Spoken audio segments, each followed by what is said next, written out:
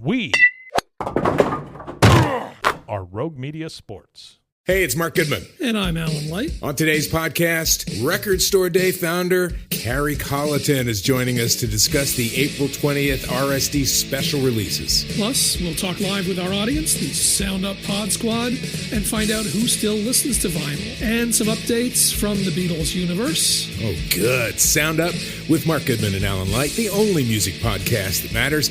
Get it on Pandora, Spotify, Apple Podcasts, or wherever you get your podcasts.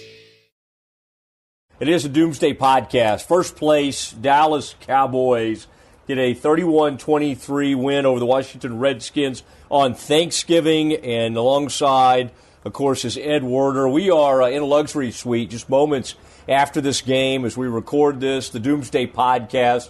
And, Ed, you were tonight had a unique vantage point. This is at least the third, fourth time this season you've been with Westwood One. You went from Monday night, one of the greatest offensive performances in the history of this league. You were a part of that one on the sideline for Westwood One. And then tonight, you're on the sideline. Did it look about the same to you? I was able to keep up with the score of this game a lot more easily. Mm-hmm. The interesting thing last week when I did the game, the Rams and Chiefs, was I saw a kickoff coverage and tackle spill into the Rams sideline, and I saw Todd Gurley get his foot stepped on and appear uncomfortable thereafter, and it obviously played a role in his performance in the game in that he only touched the ball like 16 times, fewest in his career recently. I didn't see anything of that magnitude in the Cowboys game as I was working both sidelines.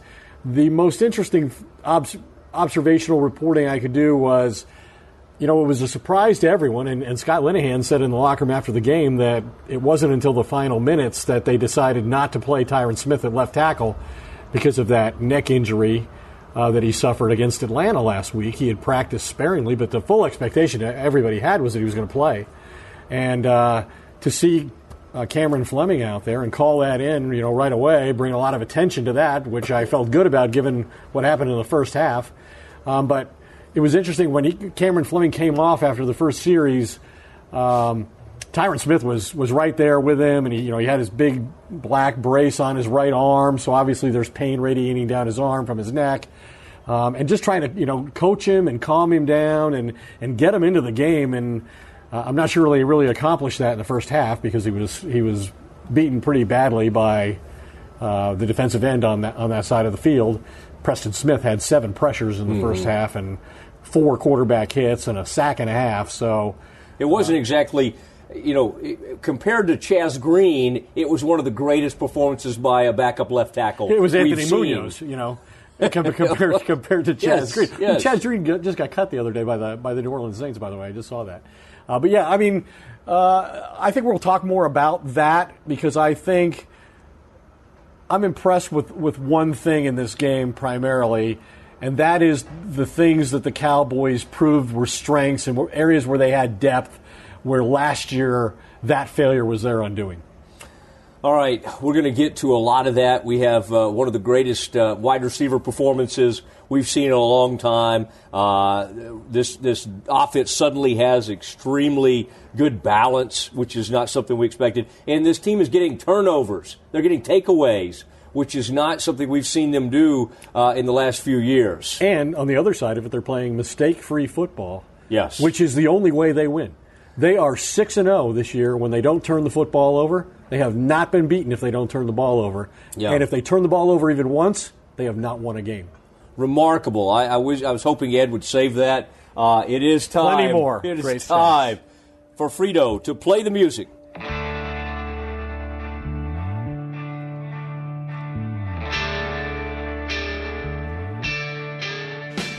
All right, it is that Doomsday Podcast. Moments after the game. Of course, we're up in a luxury suite where we belong. This podcast belongs. Thanks to Mark Murray, the owner of this suite, for what he's provided. And Ed, this was What's it cost for one of these? It's cheap. It's cheap. Inexpensive. Jerry's lowered the price. Inexpensive. And Jordan Spieth, by the way, in his wedding party, he gets married Saturday, and Mark got to go spend a little time with him. Smiley Kaufman Ricky Fowler, Justin Thomas, the whole gang was up there. And so I'll have to see if I can get a little game together this weekend. Yeah, you would do well with those guys. Yeah. You might need a few strokes from them.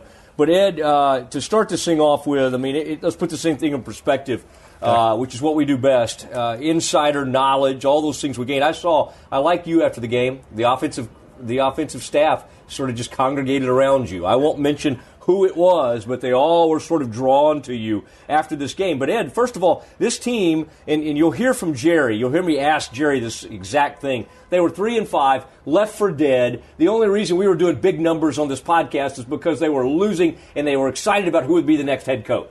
I mean, Jason Garrett was gone. And here we are, 6-5. Cowboys are... They have the tiebreaker advantage over the Redskins because they're 3-1 in the division and the Redskins are 2-1 in the division. Okay, have a slight tiebreaker there. But the Redskins, without the quarterback, and Colt McCoy tried to hang in there, didn't have a great performance. It just looks like the Cowboys are in charge of this division right now. Who in the world, not even the biggest optimist that Jerry Jones is, could have expected something like this. And here they are. I mean, I'm not. You saw two teams in the Chiefs and the Rams the other night. This team doesn't resemble those teams in any way, but this team has a legitimate shot now at making a playoff run. And that's the whole goal. You get in there and then see what could happen after that. I think there's a vast difference between the Chiefs and the Saints and the Rams and the Patriots and the Cowboys. But you had to be impressed with the fact that I really wasn't sure they could score, But tonight they scored on some big plays in a way that we hadn't seen recently. We knew that they could drive the football and win a low-scoring game because their defense is hard to score against, and they don't turn the ball over on offense, and they have a great player in Ezekiel Elliott. But the three things that were the Cowboys' undoing last season that they really concentrated on, and I think the benefits were obvious today, were they couldn't win without Sean Lee. And so they drafted Leighton Vander Esch in the first round. The Cowboys are now 5-1 with Leighton Vander Esch this season, starting for Sean Lee, who's played fewer than 25% of the defensive snaps this year. The other thing that was their undoing last year was, remember, they went to Atlanta, as we referenced a minute ago, and Tyron Smith didn't play, and they gave up 8 sacks, 6 of them to one average player.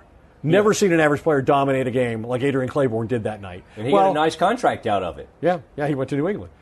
So they concentrated on creating some depth there. They drafted Connor Williams, and he started for most of the season. I think they have a better player in there now, in Xavier Su'a-Filo, a more physical player. That's a problem for another day. The fact that some guy off the street is better than the second-round rookie left guard. They had their best offensive day of the year, and they had a backup center, a backup left guard, and a backup left tackle tonight. They had 3 backups, and all of them were on one side from the center left, the most important part of the offensive line, and their running back went for over 100 yards. Their quarterback scored a rushing touchdown, and while they did have some pressure early in the game, as we alluded to, they were able to withstand it, adjust in the second half, get the ball out quicker. And then the other thing is they didn't have anybody who could make a big play in the passing game. And like I said at the time, to Jerry's credit, at the bye week after the loss to Washington, they went out and they got Amari Cooper for a first-round pick. And the game Amari Cooper had today enhanced his value to the Cowboys and lessened what they have to pay the Raiders, because the better the record is, the lower the draft pick the Raiders get. And so I think, like Zeke Elliott told me after the game, you saw the value of Amari Cooper today. And when I was talking about the offensive line, I should have mentioned that they made a change in the coaching staff there at the same time, the same week after the Redskins game when they got Amari Cooper. They fired their offensive line coach, and they brought in Mark Colombo, elevated Mark Colombo, brought in Hudson Houck. That probably played no small role in their ability to win with 3 backups on the offensive line. Where could this team be? Think about that. If they had gotten the offensive line coach right from the start, gotten a guy like Mike Solari that they actually wanted, and he's been good for Seattle, and Amari Cooper was somehow on this team from the start of the season. I'm not saying they'd be undefeated, but I think they'd be better than 6-5. And fortunately for them, in this division, it doesn't matter. You don't have to be great. 6-5 is the leader. of this division now, and they can head on. I did want to update folks. People ask about my formula for Jason Garrett's future, and what was it at one point? It was at the low point when they lost to the Titans. It was 85%, right? He came up to 50-50 after last week. He is now a 65% chance of being the Cowboys head coach. I know Jerry was passing a lot of money around down there tonight after the game in the hallway. I think he extended Amari Cooper. He paid DeMarcus Lawrence, Dak Prescott, Zeke Elliott. Are you sure you didn't extend Jason Garrett tonight? Crazier things have happened. Now, he will not extend the head coach during the season, although what will be funny is people will start making that suggestion. Now they'll flip back to the other side and go, boy, this has been an amazing turnaround. But that one win they had in Philly, they were getting ready to, I think, get rid of Linehan. There were reports that they were getting ready, when they've all denied all that. They fired the offensive, yes, they denied it, but when they got rid of the offensive line coach, that they were ready to get rid of Linehan at that point too. Well, and there's Linehan tonight, talking, and he's smiling, and he usually doesn't speak after games. Yeah, well, there was credit to be had, and he deserves it. I know that came out the way it came out, but he deserves it for all the criticism that he's taken. And every week he's stood up and he's answered questions from reporters who basically called for his job. So he deserves to stand there and take credit for some of what happened tonight. And I just don't think that. I think it's funny that the Cowboys, they felt this urgency. Jerry and Steven felt just this massive need to justify giving up a first-round pick for Amari Cooper. Everything that happened that was positive, they attributed to Amari Cooper. You couldn't see it necessarily, but geez, Cole Beasley, he was getting opportunities now because of that. Gallup was getting down the field. You're running the football because of, you couldn't really see what was happening. But tonight he validated it with his clear, obvious performance. That was sheer greatness what we saw tonight, because those are plays I haven't seen. I was thinking in the first half, how come the Cowboys never run a slant in the middle of the field? Yeah. And then he scores twice on slants, 40 and 90 yards. Yeah, and it was interesting because who was that cornerback for the Redskins that missed the tackle? Moreau, I believe it was, Dr. Moreau. He was, it's a kind of a literary joke. He was able to break that tackle and then take off for 90 yards. Ed, it's been a remarkable, just his presence so far we've talked about, but tonight we saw him actually put up huge numbers. And think about that. 9 targets, 8 receptions on those 9 targets for 180 yards and 2 touchdowns. God love Dez, but think about it. Dez would have 1 million targets sometimes and then would maybe he was doing well if he had 40-50% catch rate on that. And Cooper now is just getting open, and then watching him run these routes. You'll hear Jerry in a minute. Jerry, I don't know did you hear Jerry the way he signed off? You were kind of lingering around there, but you also had other people approaching you, as they usually do. But Jerry said it reminded him of a fine Swiss clock. Oh, really? The way he comes out. And I don't know exactly. I was listening, and Jerry kind of makes the sound. You'll hear it. In fact, Ed, let's do that right now. We're going to let you hear Jerry Jones talking about, and Ed, this is where you came in at some point and started asking him questions. This is right after I asked him about the Cowboys having been in trouble, season on the brink after that Titans loss. And did Jerry ever envision a lead in the division at 6-5? Well, no, I wouldn't even in my thoughts go that far. But I did think that we had played some pretty good teams when we were 3-5, and I did see that we could have won 2 of those or 3 of those that we lost, but also see how we could have lost 2 of the ones of the 3 we won. So, but I really thought that Amari could make a difference and get some, if you will, punch into this offense. So I really held that out. I must tell you, I've been hoping for help on the way from getting Irvin back, getting Gregory back, maybe getting Gregory back. I slide off into hoping a lot, and we were hoping we'd get it. As it turns out right now, we really may have this happen for us as we get on into the rest of the schedule. I think we've got help on the way. Do you expect Tyron Smith to be back next week? I do. We didn't expect him not to play tonight. What happened? That stinger.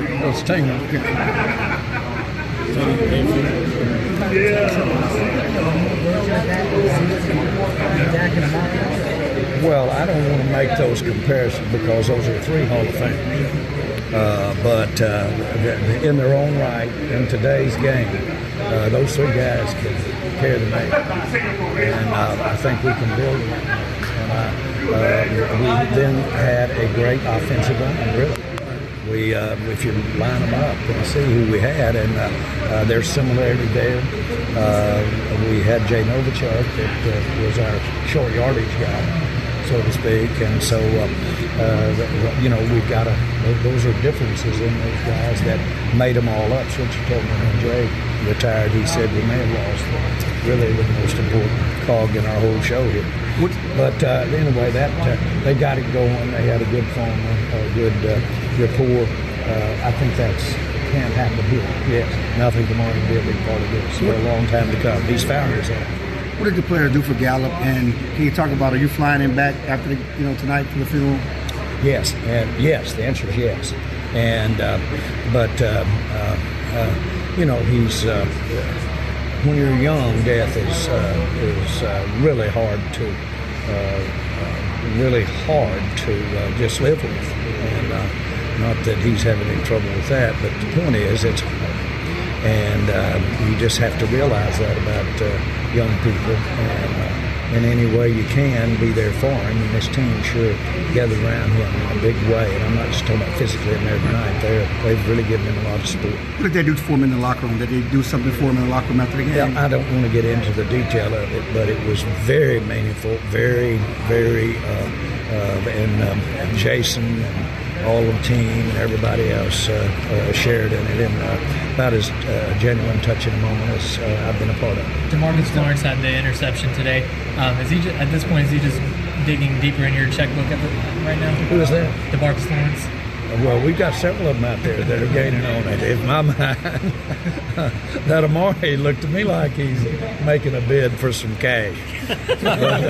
Open your checkbook. So, what kind of stuff? I mean, there was a lot of celebrations on the field. You got Dak jumping in the kettle and Amari doing the free throw and Zeke putting the 21. What was your celebration like in the press box or in your box when you saw Amari running down that sideline? Well, of course, you just can't imagine how you go from putting the dirt on it till you're raising up like Dracula when he wakes up. Seriously, I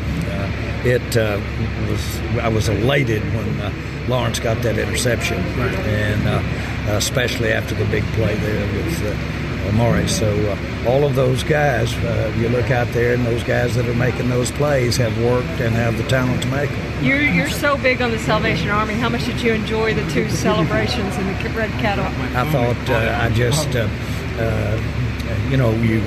nothing is orchestrated at all, and it's all impromptu.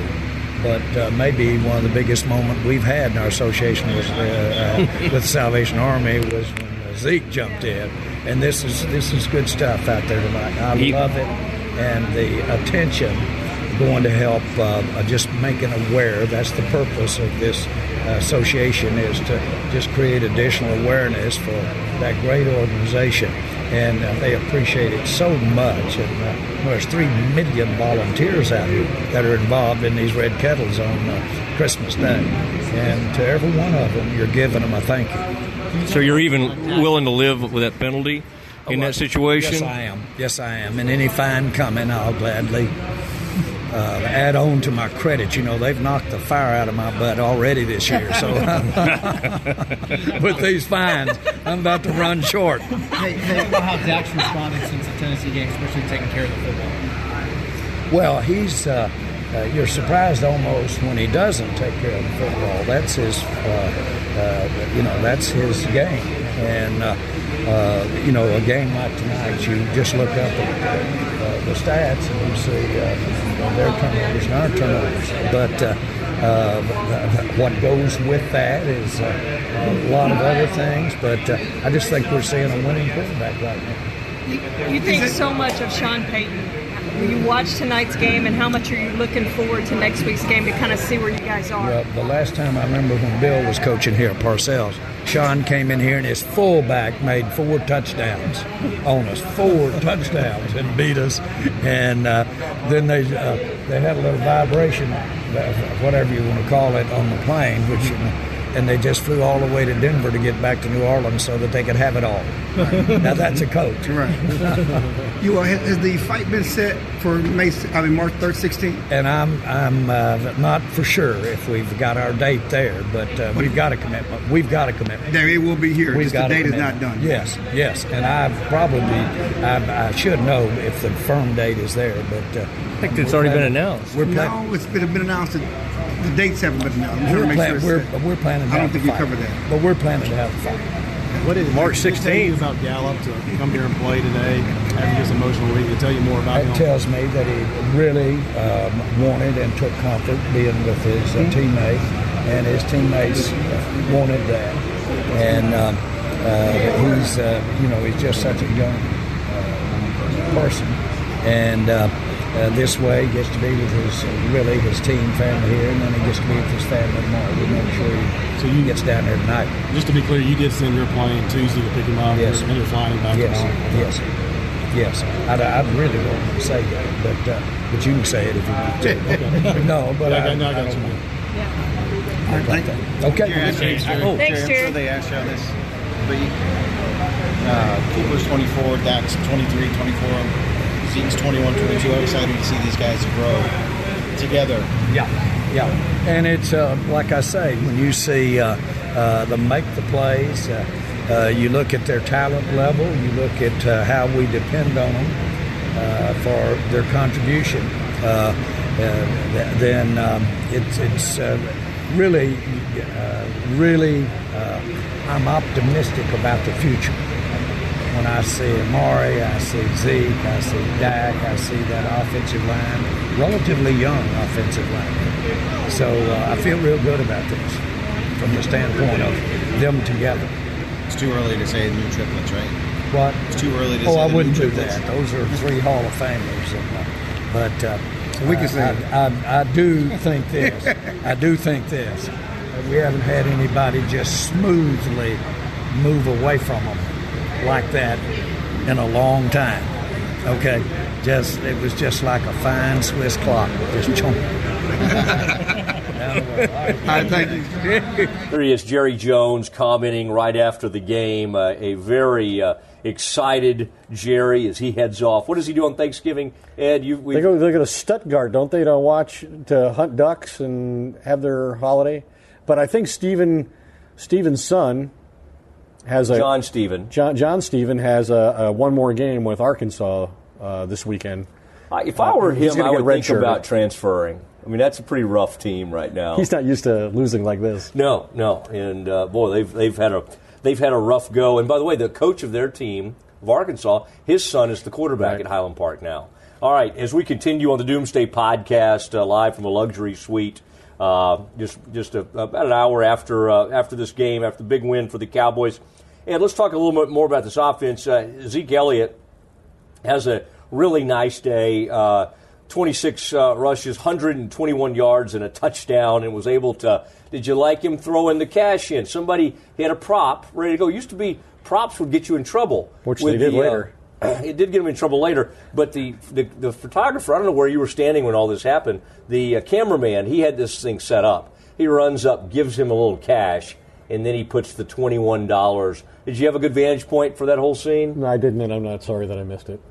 I saw him throw Dak in the kettle, and saw the yellow flag and the 15-yard penalty for that nonsense, but it was good entertainment, but it wasn't a good penalty for the Cowboys. No, and it helped the Redskins get back, at least make it 31-20. But you know what? For context, remember, 3 backup offensive linemen in this game against a Redskins team that really precipitated all of this change that the Cowboys underwent at the bye week right out of the last Redskins game. And a lot of it was because Zeke Elliott was so ineffective in that game. Remember, he had 15 carries for 33 rushing yards, the second worst performance of his NFL career. So tonight, look at the stats he had and the circumstances under which he attained those.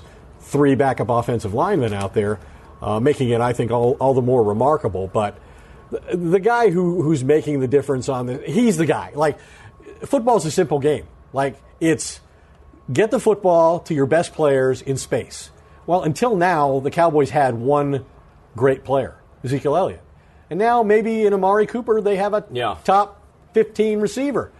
But the thing with Amari Cooper, I was talking to Sanjay Lal before the game, and we were talking about Cooper, and he said the thing that he didn't know about him that makes him unique and able to get open is not so much his first step, but his second step off his plant when he changes direction. He's never seen a guy with that kind of foot quickness and speed that he's able to plant, drive, and change direction, and that's how he gets open so quickly.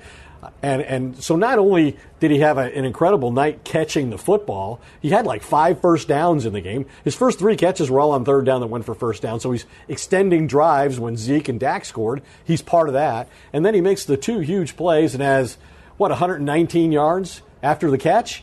How many times have we seen a Cowboys receiver get 119 yards in a season after the catch? I mean, these guys all catch the ball coming back or falling down. This guy was able to, make play. I think clearly Dak has a great chemistry with the guy, with Amari.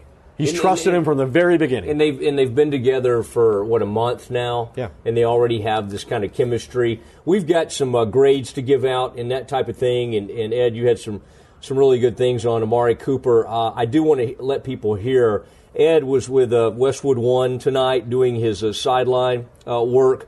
Ed, right after the game, got to be with a couple of players for the Cowboys, but one in particular who had a big night, as we just talked about, Zeke Elliott. Here he is with Ed just moments after the Cowboys' 31-23 win. Zeke, was this the breakout game you've been looking for? You had 100 yards. Amari had 2 big touchdown catches. Does this justify the trade for Amari? I think it definitely does. Whenever you can get a player of that caliber, especially get him before we probably were going to get a receiver in the first round anyway, but if you can get one with experience in the middle of the season before, it's great. Now, you saw the value of Amari Cooper today. It's kind of funny. I've been telling him all week, I was like, hey, this your game right here. This your breakout game. And he damn sure came out and played his tail off, and I'm just so glad we got him, and he's a great addition to our team. How has it changed the equation for you as a running back? You're on quite a run. You've had your 600-yard game today. Coop, he draws attention. He gets those guys out the box. He makes it easier for me, and he helps in that RPO game. The first touchdown he scored was an RPO, and so just whenever you get a guy who, whenever he touches the ball, the whole stadium holds their breath. You got to get that guy. Last year, your season was destroyed when you had to play without you and without Tyron Smith. You didn't have Tyron Smith today. You essentially had 3 backup offensive linemen among your 5 starters. What kind of job did they do? Oh, they played their tails off. They're a little bit shaky in protection. We were today, but Cam came in. He did a great job, we were able to dominate up front and run the football. So those guys did a great job. I wouldn't expect anything less than that, because just that culture in that room, those guys are all going to perform. After all the adversity you guys have been through, the struggles offensively, 31 points, your 3rd straight win, you're back into a tie for first place with the Redskins. What sense of accomplishment do you feel as you get ready to play New Orleans next? Honestly, we got ourselves back in it. That's great, but we got to have the same mentality going through the rest of the season. Because, we're tied for first place, but we got to keep going. We need more. We need more. So we got some work to do. We're gonna celebrate this win. We're gonna enjoy Thanksgiving, and can't wait to get back to work. Happy Thanksgiving. You lead the NFL in rushing, as is usually the case. And there he was, Zeke Elliott with Ed Werder. Ed, did you have an opportunity after that in the spirit of the season? Did you drop any cash in the Salvation Army kettle on your way off the field? I haven't been paid for my last couple of Doomsday podcasts. That's not yet, even remotely true. I didn't have any cash on me tonight, so no, I did not donate. But of course, anytime they stop me at the mall, I give them $1. You give $1. That's nice, Ed. That's really. What did Jerry say? Jerry said they hit him a lick. They hit it. The Salvation Army's got after his butt, I think is what he said. Really? As only Jerry could. Before we get to stretch, nobody's done more for the Salvation Army in their history than Jerry. Yeah, no, he's just saying, they've come, they collect on his pledges. I think he's put up a lot of money, is what he was saying. Yeah. And tonight they had I was in our friend Mark Murray's luxury suite tonight watching Meghan Trainor. What did you do during halftime? Did you watch the young lady do her halftime show, or were you like? No, it was kind of just background noise while I charged my phone and check for any stats I might need. Do you have a favorite Meghan Trainor song? I wouldn't know a Meghan Trainor song if you sang it to me, and I hope you won't.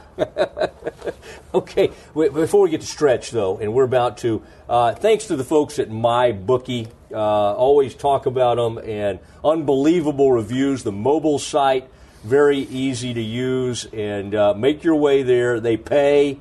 Ed, there are some of these folks that don't always get your money back to you immediately. The feeling is maybe in that moment you'll get caught up and you'll bet it all before they give it back to you. They get it back to you immediately. You can even bet the over-under on how many fantasy points a player will score each game. Join now, and MyBookie will match your deposit dollar for dollar. Use the promo code Doomsday. DOOMSDAY to activate the offer. Visit MyBookie online today. That's MyBookie, MyBookie. And don't forget to use the promo code Doomsday when creating your account to claim up to $1,000 in free play. You play, you win, you get paid.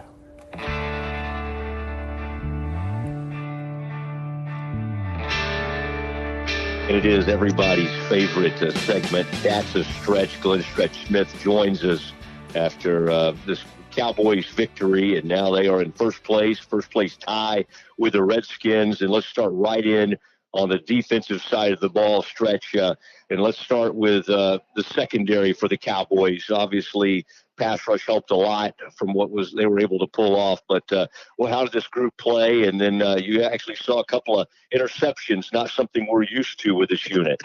Yeah, and that's still something that does concern me from the two starting corners. I mean, Awuzie and Jones, I think are good cover guys. But I tell you, I don't see ball skills. I mean, Awuzie dropped an interception down there, and then Jones had an opportunity. They threw at him, and I mean, he acted like he hadn't seen a ball thrown his way in about 10 years. So that concerns me a little bit. I do think that the secondary, and I like the way they tackle. I mean, Heath is a physical guy. Woods made the pick. This secondary to me is still iffy, and I say that because going into what's going to be a very critical game against the Saints next week, if they're going to have any chance to hang with the Saints, I mean, they're going to have to get some play out of and I'm saying some hands-on footballs out of the two starting corners. Again, though, this group is playing good enough to continue to get, to grade what I would consider to be a winning grade. And I'm giving them a winning grade, especially because of Woods' pick. But they have got to start to get their hands on some more footballs and see if, those balls that are contested balls, they can go up and get them. And right now I'm going to give this group a B- for the job they did against Washington. Well, that was the knock on Awuzie, too, is that he doesn't track the ball well and he doesn't catch it. And we've seen evidence of that all season long. No doubt, and I think the same thing with Jones. And him being a safety, you would think that he would have some better ball skills than that. But that really concerns me. And I mean, I don't even care about sometimes about catching it. I mean, I'm talking about just get your hand on the dang thing. But anyway, I do like the safeties. I think Brown is a good player. I saw some good things out of Jordan Lewis continues to kind of flash at you every once in a while. So, for that reason, and again, because of the interception that Woods made, I'm giving him a B-. All right, the B- for the secondary. Linebackers, Stretch. We saw Damian Wilson, the outside linebacker, racing downfield trying to cover Vernon Davis. That did not work out on a 53-yard touchdown for the Redskins. But what were your overall thoughts on this group? Yeah, and again, that they caught him in the right coverage. Davis was running that deep cross, and that's something that obviously I do believe that. I mean, Sean Payton will see that and try to. I've seen him do that in the past, where he gets his guys isolated on your linebackers. I still see. I mean, I really am. I'm almost blown away by Van Der Esch. I mean, to see him make that tackle in the open field. I mean, he is so big and so long. I still see Jalen getting better. And so, as a whole, that group is very productive. They're very sound in what they do and how they fill gaps. And I'm going to give that group a B+. They won. It's worth noting, I think they won again without Sean Lee. And Sean Lee has only played like 25% of the defensive snaps this season. This really would have been an unthinkable accomplishment as recently as last year that they could pull this off at linebacker. That'd be a strength of a defense that's creating a winning effort on a weekly basis. And I think you make a great point. I mean, when you think about, them arguably losing the best player on defense and to continue to play at the level they're playing at. I mean, that's why I'm giving this linebacking core, winning grade after winning grade after winning grade, because of the job that really they're and how they play as a unit. And by the way, good job by Jalen Smith coming out here tonight, this afternoon before the game in a Chuck Halley throwback jersey and honoring the Cowboys great who had such a wonderful career and played a lot on Thanksgiving. I thought that was a good move by Jalen Smith. Okay, let's look at the defensive line. Gregory got in there, made some plays, thought the speed rush was good from him. And then, of course, DeMarcus Lawrence, who Ed corralled a couple of big-time Cowboys players. I don't know if you know the stretch. He was doing Westwood one work. Great work by Ed down there.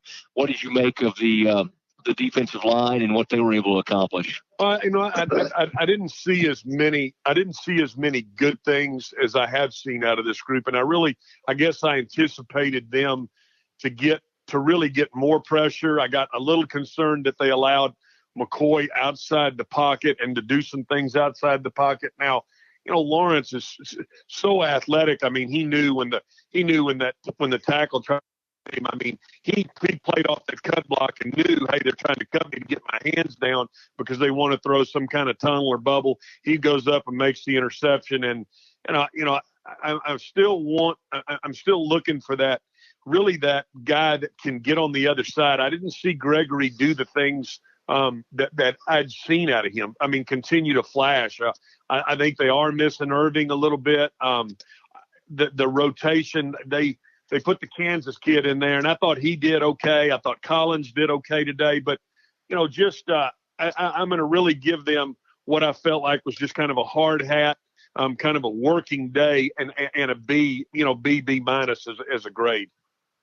A B. Okay, so wait, you're B minus. I need you to kind of come, give me a strong one way or the other. I'm going to tell you. I'm going to tell you. I don't like it when somebody makes a 79. I go on and give them a B, even though it should be a high C. I'm going to stay right there with a B grade. And I just think that they're giving. I mean, to me, when you look at that group as a whole today, I didn't see the finish that I was looking for from that front four. And they have gotten pressure this year, really with four all year and consistently. And I don't think It bothered me today that they allowed him to get out of the pocket and make some plays. So, yeah. You know what?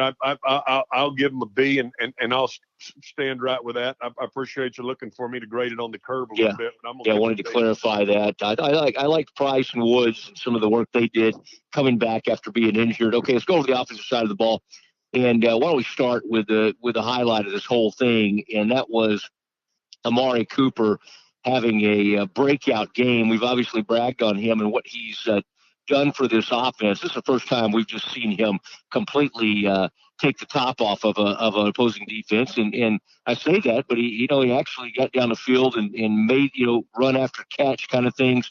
What did you make of the receiving core today?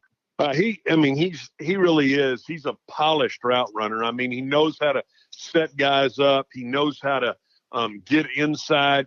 I think he really works his hands good. I like seeing that out of a receiver. At halftime, I'm watching the game and I'm asking myself why is Lanahan not taking more deep shots with this guy? I mean, Washington was crowded up in there. They continued to play 8-9 man box. I mean, they were not scared of you beating them deep. Now they hit that seam throw where he caught it and ran it, and then he caught that curl where he hit it up in there and obviously turned it up for a touchdown. But I do think the receiving core is going to have to get their issues timed up with this quarterback to get some deep balls. I'm talking about some 30 and 40-yard throws. Get the ball down the field.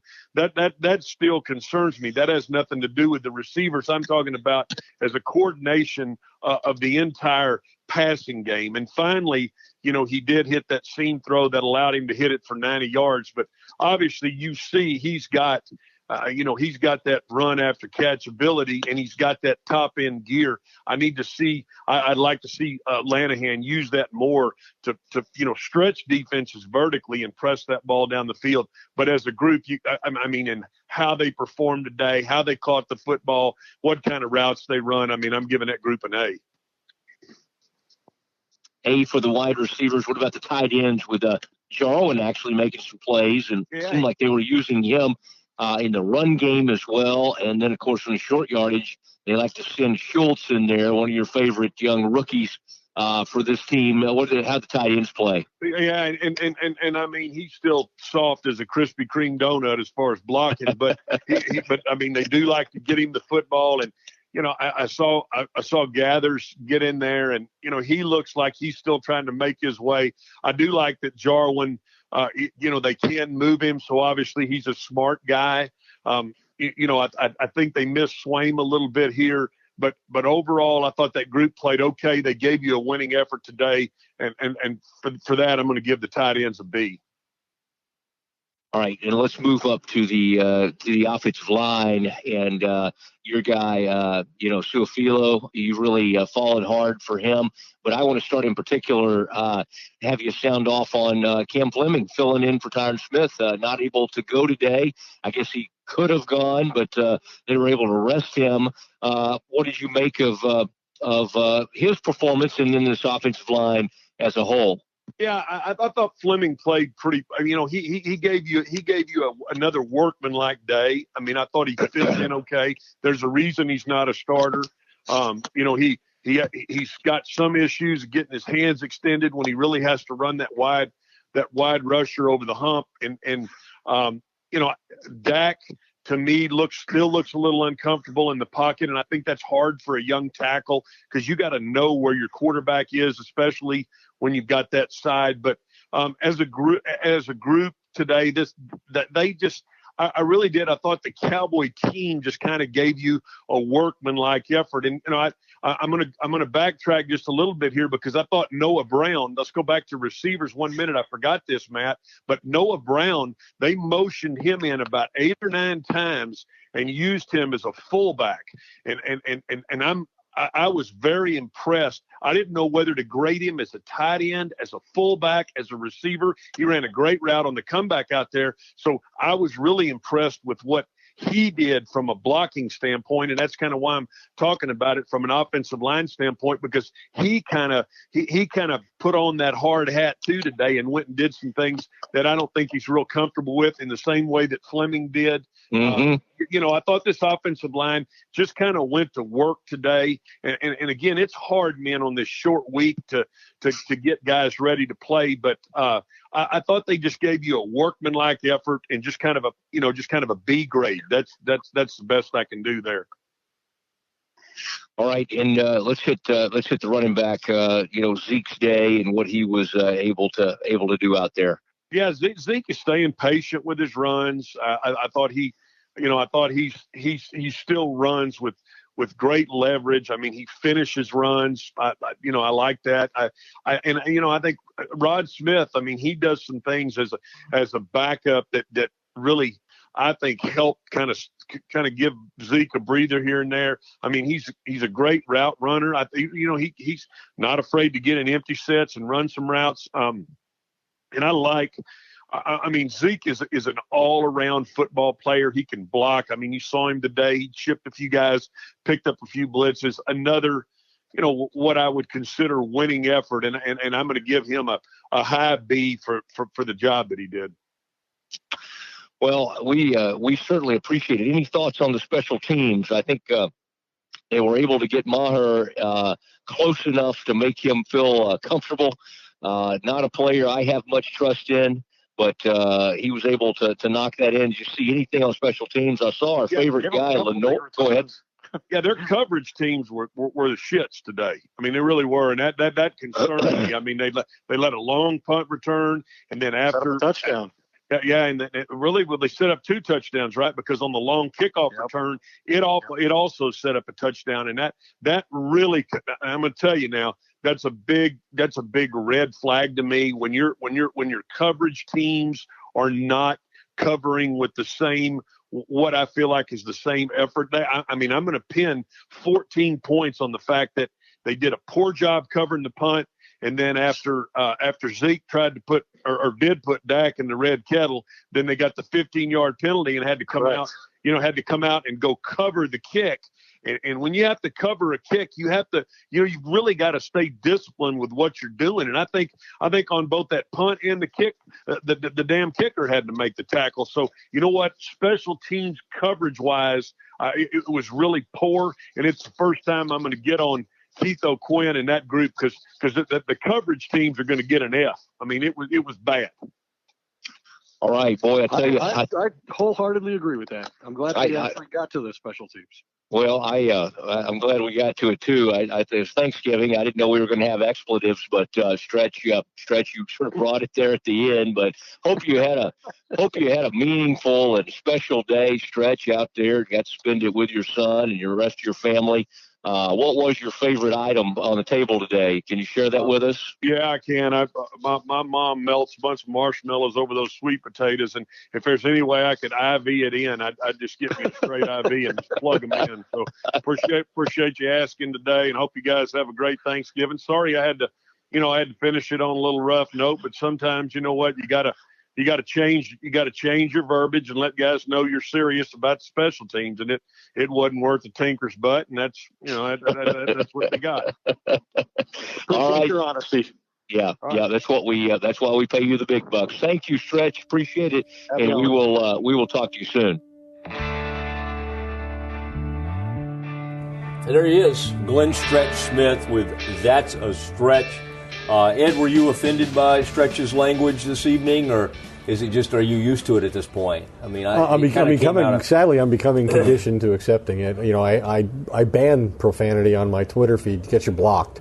It's one of 2 things that will get you blocked, the other being just generally disrespectful, especially to me. That'll get you blocked. But if you use profanity, it's an automatic disqualification. I've heard you on the golf course. I find it odd that you hold it profanity against people, but it is the Doomsday Podcast, and as we get ready to close down what do I evening, say? Look at that effing great shot. That's right. Just the glow of this winning team, 6-5. They've climbed their way back 1 game over 500. And we haven't commented much about the defense other than to get Stretch's grades on it. We purposely saved that. Yeah. Oh, okay. I mean, this was a strategy. Yeah. I think you're admitting too much if you think we have a strategy. Ed, you talked to DeMarcus Lawrence after the game. He made an enormous play in this game, and they went low on him, and we're going to cut him in. They had a nice little screen set up out there. Ball game was still within reach. Was it 17-13 at the time? And there's the big man, DeMarcus Lawrence, D-Law, with the batted pass, and then has the coordination to make the catch. You were on somebody last week for not bending down and making the interception, one of those poor linemen. but it had to be. It's the first play of the game. Matt Ryan threw it right to it. It had to be nice. It was Malik Collins. I mean, the guy is. And then you see D. Law, and he's like looking around for it in the air. He locates the ball. He catches it. I mean, well, the man knows how to play the game. They play a different position. Yeah, well. But what'd you make of this defensive performance? Well, Cowboys continue to be one of the better defensive teams in the NFL. I asked Lawrence about his interception, and I made the point that you just did, that the left tackle, Marcus Moses, or right tackle, was supposed to cut him on that play. And his answer to that was, I'm an athlete. I don't get cut. And then he said, and then I said, just kind of, you're playing a backup quarterback in Colt McCoy, who hasn't started a game in the NFL in 4 years. What kind of was your approach? And he said, we wanted to keep in the pocket, put pressure on him.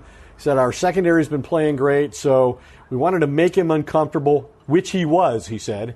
He said, we basically kept our foot on their throats from the beginning to the end, and you saw the outcome. And then I said, well, how do you feel about what you've accomplished in, getting back into first place, winning 3 games? He said, we ain't done. This is just the beginning. And, I do think you have to keep in mind that the Redskins were in a terrible position, having lost Alex Smith to that gruesome broken leg last week, and then 4 days later, they're on the road playing Dallas on a short week with a quarterback who hasn't really played. And even when he's played, Colt McCoy, quite honestly, statistically, is arguably the worst quarterback in the NFL. He has the worst winning percentage of any NFL quarterback with at least 25 career starts. He's won 28% of his games going into tonight, so that's going to be trending downward now, kind of like my 401k. Yeah. So you have to keep that in context. That being said, I think generally the Cowboys played pretty well on defense. I mean, they got a little sloppy once they had the big lead, and I'm sure the coaches will make a point of that. The other thing that distinguished this defense was that they were the only team in the league that had gone over 100 possessions against their opponent without allowing a quick strike score of 4 or fewer plays. And, of course, the touchdown pass to Vernon Davis ended that. So they're just like everybody else now in that regard in terms of allowing a touchdown. But DeMarcus Lawrence said in the locker room the other day when I was out there that the thing this defense has to do to be great, hey, they're 3rd in the NFL in terms of scoring defense. They don't give up a lot of points. But the thing you have to do if you're going to be a great defense is create turnovers, and they created 3 of those today. But it was against Colt McCoy. I know, and you keep qualifying it. I don't think it's fair, whatever that percentage you said. I 28%. know, but I just, when I think of like the Brandon Whedons and the Castles and some of these guys out there, I would still put Colt in front of some of those guys. You might, but Whedon is one of the people on the list whose name I saw was above Colt McCoy. That is amazing. Yeah, well, you would think he lost pretty much every game he played with the Browns. Wasn't good for the Cowboys. I don't know how he moved ahead of Colt. But Ed, we saw the Cowboys keep the Falcons, pretty high-powered offense, to 1 touchdown. You've covered and you know the Saints very well. We both know Sean Payton, but you know the whole crew there in New Orleans, and y'all share all those country music stars in common and have mutual friendships and all. Do you give this defense, after seeing how it's played most of the season, any hope of, at least keeping the Saint kind of slowing them down, or do you just being competitive? Yeah. Do you not give them any hope? First of all, I mean, the quarterback's having a ridiculous year. He's been an MVP of a Super Bowl. He's 39 years old, and he goes into the game tonight against the Falcons with 25 touchdown passes and 1 interception. They have so much speed that they put on the field. Sean Payton rotates so many people in, creates so many mismatches. I mean, he's really genius at it. And the Cowboys don't have the benefit of catching their next opponent on a short week because the Saints are playing tonight too. So they're going to have a full week of preparation. And Sean Payton, he thinks he's got his best team ever. He thinks they're going to set the NFL scoring record. And he's going to want to come in here in front of Jerry and Jason and Cowboys fans and put as many points on the scoreboard as he can. And I don't know. I would have said no, but we're watching this game right now, and they're 2/3 of the way through the third quarter, and the Saints have 26 points against Atlanta. Atlanta's a bad defense. The Cowboys didn't make them look that way as much as I thought they would last week. But Atlanta's a bad defense. The Cowboys do have a good defense, but I just think the Saints are going to score 40 points, and I don't know if the Cowboys are up for that. The only times I can remember the Saints, one of those road games against the Saints, Cowboys, they set a record for most first downs 40 in the history of the NFL with 40 first downs. But then before that game, 2 years before that, 2009, DeMarcus Ware had a neck injury. Yeah. He played in as kind of a situational pass rusher in that game on the road, and they actually took down a pretty good Saints team. The Saints were undefeated at the time. That wasn't when the Saints. That wasn't the year the Saints won the Super Bowl, was it? But they were undefeated. They were undefeated that year. That was the year they went to Seattle and got beat in the first round. That's it. So we will see. And Ed, now are you going to be down the sideline, or will you just be kind of? I'm not sure where I'll be. I'm not working that game for Westwood One. I was at one point going to offer them to allow me to work for free because I was so interested in seeing the game once Des Bryant signed with the Saints. I mean, Des Bryant and Sean Payton coming here. I mean, I would give almost anything to be at that game. I'm surprised they didn't take you up on that. Well, I didn't ever offer it. I didn't offer it. Okay. And obviously, quickly Des got hurt, and my willingness to do so went away at that point. But there's a lot. I had a conversation with Sean Payton after he signed Des, and he explained the whole thing to me, and so I was going to be able to offer a lot of really great insight into that transaction, and it just didn't happen. So no, that's good to know that you're willing to do certain things for free. Des might win a Super Bowl ring for one practice in New Orleans.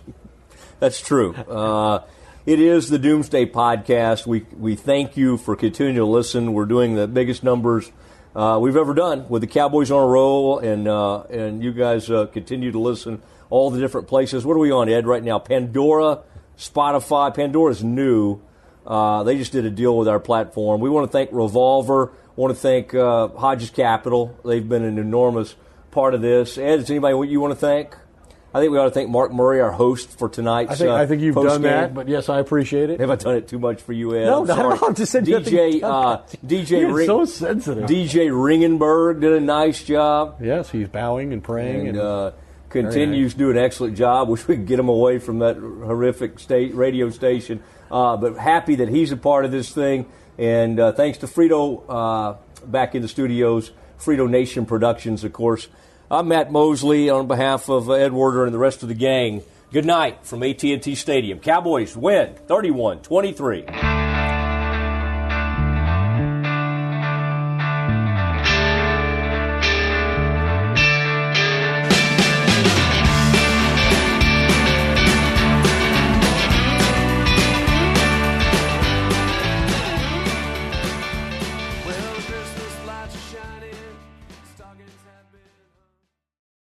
Hey, it's Mark Goodman. And I'm Alan Light. On today's podcast, Record Store Day founder Carrie Colleton is joining us to discuss the April 20th RSD special releases. Plus, we'll talk live with our audience, the Sound Up Pod Squad, and find out who still listens to vinyl. And some updates from the Beatles universe. Oh, good. Sound Up with Mark Goodman and Alan Light, the only music podcast that matters.